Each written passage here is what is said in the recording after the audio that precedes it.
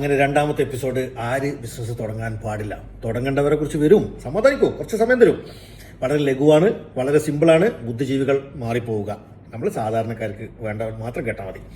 അപ്പം ബിസിനസ് തുടങ്ങാനുള്ള ഈ പ്രാവശ്യത്തിൽ ഞാൻ പറയുന്ന ആൾക്കാർ ആരൊക്കെയെന്ന് വെച്ച് കഴിഞ്ഞാൽ, തുടങ്ങാൻ പാടില്ലാത്ത ഒന്നാമത്തെ ആൾക്കാർ, നിങ്ങൾ ഇന്ന് വർക്ക് ചെയ്യുന്നതിൻ്റെ ഇടയിൽ നിങ്ങൾ ചംച്ചകളാണോ? നിങ്ങൾ മുതലാളിക്ക് വേണ്ടിയിട്ട് ഇങ്ങനെ പോളിഷ് ചെയ്യുക, മുതലാളി ഇങ്ങനെ സുഖിപ്പിക്കുക, അങ്ങനെ സുഖിപ്പിച്ചിട്ട് ഇങ്ങനെ മുന്നോട്ട് ഇങ്ങനെ പോകുന്ന ഒരാളാണ് ഇതിലെങ്കിൽ ബിസിനസ് തുടങ്ങിയാൽ നിങ്ങൾക്ക് ആരും സുഖിപ്പിക്കാനൊന്നും പറ്റൊന്നും ചെയ്യില്ല. അങ്ങനത്തെ ആൾക്കാർക്ക് കുറച്ച് പൈസ ഒക്കെ ഉണ്ടാവും, മുതലാളിനെ സൂചിപ്പിച്ചിട്ട് കുറേ പൈസ ഒക്കെ വാങ്ങിയിട്ടൊക്കെ കേട്ടിട്ടുണ്ടാവും.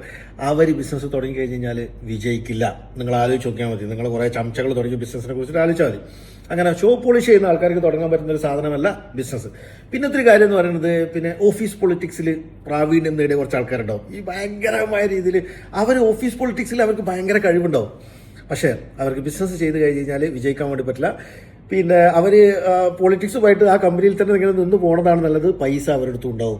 അവർ ബിസിനസ് തുടങ്ങരുത്. നിങ്ങൾ ആലോചിച്ച് നോക്കിയാൽ മതി. അവർ ആരും ബിസിനസ് തുടങ്ങിയിട്ടുണ്ടാവില്ല. തുടങ്ങിയവരാണെന്നുണ്ടെങ്കിൽ പൂട്ടിയിട്ടുണ്ടാവും.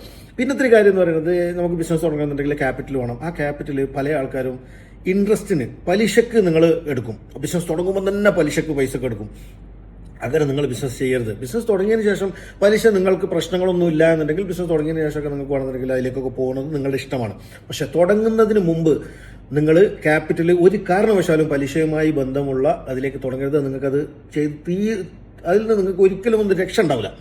പിന്നത്തെ കാര്യം എന്ന് പറയുന്നത്, നിങ്ങൾ അമ്മായിയപ്പൻ്റെ അടുത്ത് നിന്ന് പൈസ വാങ്ങാം. നിങ്ങൾ ഭാര്യൻ്റെ സ്വർണ്ണം മുക്കിയ ഭാര്യൻ്റെ അടുത്ത് ഒക്കെ നിങ്ങൾ ബിസിനസ് തുടങ്ങുന്നതിൽ ഉപയോഗിച്ച് അതൊന്നും പ്രശ്നമില്ല. പക്ഷേ അമ്മായിയപ്പൻ്റെ അടുത്ത് പൈസ വാങ്ങിയ പല ആൾക്കാർ ബിസിനസ് തുടങ്ങിയപ്പോഴും അവരൊക്കെ പറഞ്ഞിട്ടുണ്ട്, ചോർന്ന പെരയിൽ ഇരിക്കണ ഭാര്യയാണ് ഷാജിയെ, തുടങ്ങി കഴിഞ്ഞിട്ട് കുടുങ്ങി, അത് എന്താ പറയുക, ചെവിയിൽ മൂട്ട കയറിയ പോലെയാണെന്ന് കുറേ ആൾക്കാർ വേറെ പറഞ്ഞു കേട്ടിട്ടുണ്ട്. അപ്പോൾ അമ്മായിയപ്പൻ്റെ അടുത്ത് പൈസ വാങ്ങിയിട്ട് അമ്മായിയപ്പൻ്റെ ബിസിനസ് വേണം, നിങ്ങൾ പാർട്ടായിക്കോളൂ, അവിടെ ജോലി ചെയ്തോളൂ, അതിൻ്റെ പാർട്ട്ണർ ആയിക്കോളൂ, അതൊന്നും പ്രശ്നമില്ല. പക്ഷേ ഒരു എമൗണ്ട് അമ്മായിയപ്പൻ്റെ അടുത്ത് പൈസ വാങ്ങിയിട്ട് തുടങ്ങി ആരും ബിസിനസ് വിജയിച്ചതായിട്ട് ഞാൻ കണ്ടിട്ടില്ല. വളരെ കുറവാണ്. കുറവായ ആൾക്കാരെ ഇതിങ്ങനെ കേട്ടോണ്ടിരിക്കുന്നത്, ഞാൻ തന്നിട്ടല്ലേ തുടങ്ങിയത്, അതിങ്ങനെ കേട്ടോണ്ടിരിക്കേണ്ട ഒരു കോൺഫിഡൻസ് പോകും, വേണ്ടാത്തതാണ്. പിന്നത്തെ ലാസ്റ്റ് ആൻഡ് ഫൈനൽ കുറച്ചൊരു കോൺട്രവേഴ്സൽ ടോപ്പിക്കാണ്.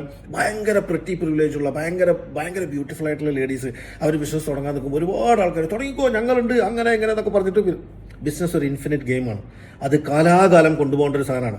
നിങ്ങൾക്ക് ചിലപ്പോൾ ഭംഗിയൊക്കെ ഉണ്ടാവും, പല ആൾക്കാർ നിങ്ങളുടെ പുറകിൽ ബിസിനസ് ചെയ്തോ എന്നൊക്കെ പറയും. പക്ഷെ അത് കേട്ട് നിങ്ങൾ ബിസിനസ്സിലേക്ക് ഇറങ്ങരുത്.